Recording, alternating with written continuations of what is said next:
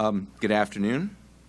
Thank you for coming. I'm New York State Attorney General Eric Schneiderman, and I'm joined by Chad Johnson, the Chief of my office's Investor Protection Bureau, Nicholas Ciplina, Senior Advisor and Special Counsel, Assistant Attorneys General John Castiglione, Jordan Solberg, and Rebecca Riley. Today, I'm announcing that we have filed a securities fraud complaint against Barclays, arising from the operation of Barclays' dark pool and other aspects of its equities electronic trading division. Dark pools are privately run stock exchanges that have proliferated largely in response to demand from institutional investors, such as mutual funds and pension funds, holding the savings of millions of New Yorkers, that they be protected from some of the predatory, high-frequency trading tactics that are seen on public exchanges and that public exchanges make more likely. Keeping certain trading information hidden or dark in these pools supposedly provides protection from high-frequency traders.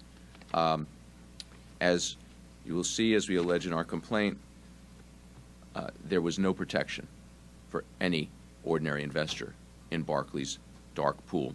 As a part of its business objective to become the largest dark pool in the United States, Barclays responded to this desire for protection by marketing a comprehensive system of safeguards that purportedly shielded all investors from predatory traders.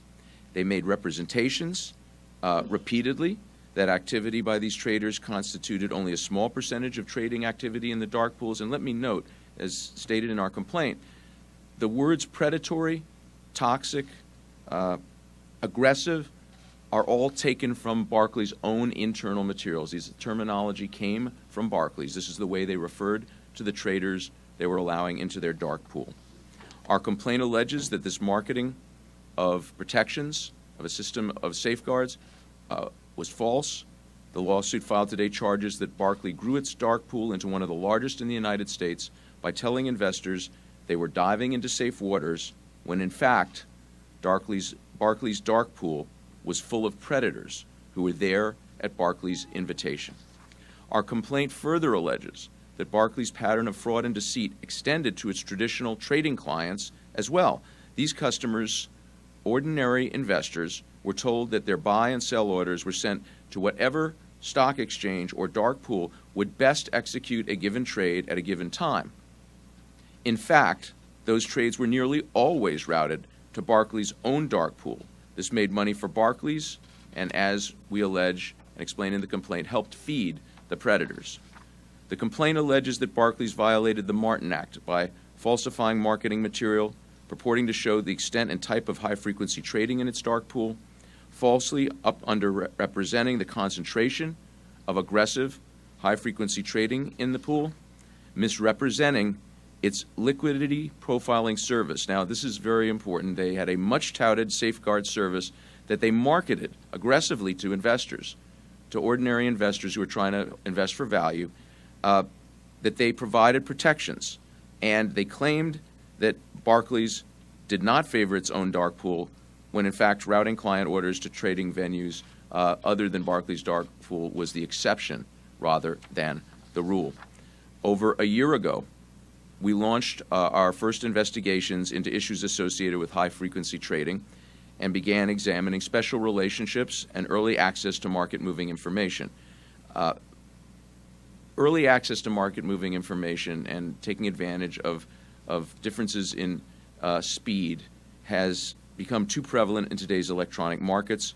Since we began our investigations, we've cracked down on early leaks of market-moving data on consumer and analyst sentiments.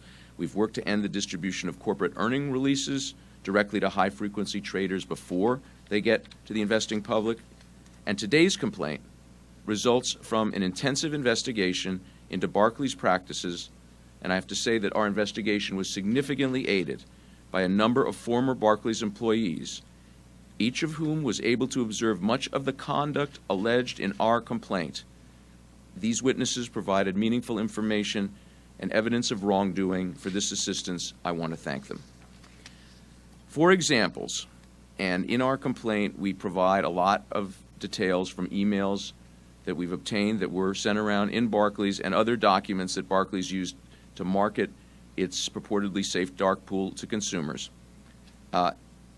In emails cited in our complaint, one high-level Barclays employee expressed a willingness to, quote, take liberties with a marketing document portraying the composition of trading activity in its dark pool.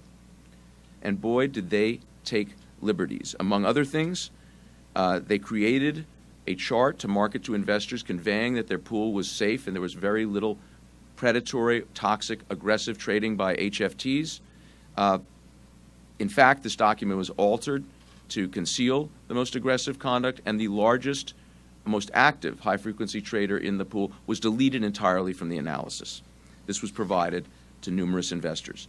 Our complaint also alleges that when an analysis prepared for a major institutional investor revealed that approximately 75% of all orders that Barclays executed were routed by Barclays to its own dark pools. This is in contradiction of Barclays' repeated representations that it routed orders to whatever exchange would get the best price for an investor. In fact, 75% of all orders routed by Barclays were routed to Barclays' own dark pool. And when this analysis was supposed to be presented to a major institutional investor, the director who was preparing the PowerPoint for the investor was told to just simply change the number from 75% to 35%. He refused to do so, and he was fired. Barclays employees have indicated by email that the accuracy of that document and variety of documents from which the largest predatory trader in the pool was summarily deleted was a secondary concern. Now, perhaps the most pernicious fraud, and I have to say, let me finish this and then I will go to these emails. Perhaps the most pernicious fraud that we allege relates to Barclays' heavily promoted liquidity profiling service, which I mentioned before. The liquidity profiling service was marketed as a surveillance system that tracked every trade on Barclays' dark pool in order to identify predatory traders, rate them based on the objective characteristics of their trading behavior, and hold traders accountable for engaging in predatory practices.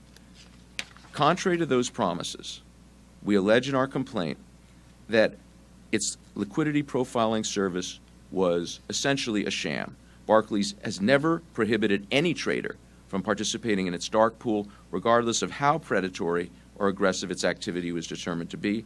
Barclays did not regularly update the ratings of high-frequency trading firms monitored by this service, and Barclays overrode certain liquidity profiling ratings. So they would have analysts telling them that this particular high-frequency trader is engaged in very aggressive behavior, that the type that we're promising the investors we're taking out of our pool, and they would override that rating. That included overrides for some of their own internal trading desks that engaged in high-frequency trading. Barclays assigned safe ratings to traders who were otherwise determined by its own standards to be toxic. Taken together, the allegations set forth in our complaint portray a flagrant pattern of fraud, deception, and dishonesty with Barclays clients and the investing public.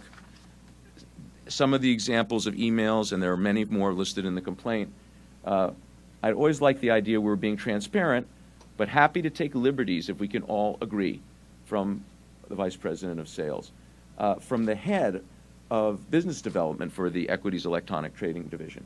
I think the accuracy, referring to the presentation to investors, one of their presentations to investors, is secondary to the objective, which was to grow the dark pool. And finally, from another director, if we can help ourselves, we should. It's in our control.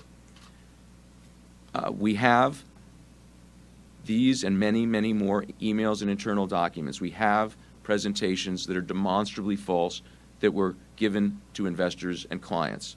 As one former Barclays director put it, it's almost like they are building a car and saying it has an airbag when it actually has no airbag or even brakes. Investors have to have confidence that when they put their hard-earned money into a market, they will have a safe, transparent environment in which to trade, that there will be one set of rules for everyone, and that they will not be lied to or deceived. And as our complaint alleges, that is not what happened here. Everyone who cares about the integrity of our markets should be troubled by the conduct the complaint describes, something that I care about deeply, having worked for quite a few decades in around our equity markets.